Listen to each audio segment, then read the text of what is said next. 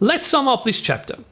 Knowing the effect shutter speed and aperture have on your images puts you into the position to choose the appropriate camera mode for different scenarios.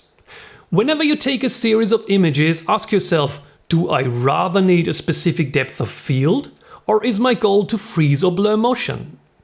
If you rather want foreground and background to be in focus at the same time on a landscape shot, or you want to blur the background and create some separation, for example for your portraits, you will use aperture priority. You will set the desired aperture and the camera takes care about the rest. If your primary concern, on the other hand, is to freeze or blur motion, you are going to use shutter priority. In both cases, your camera will create the best possible exposure, adjusting the other parameters. Do you need any other camera modes like sports mode, portrait mode, macro mode, landscape mode? Not anymore.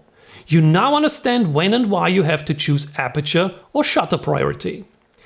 If you now wonder what to do if you want to control both shutter speed and aperture at the same time, you're on the best way to a more professional approach. This will take us to manual mode. Sounds intimidating, but in reality it's a piece of cake. We will deal with this mode very soon.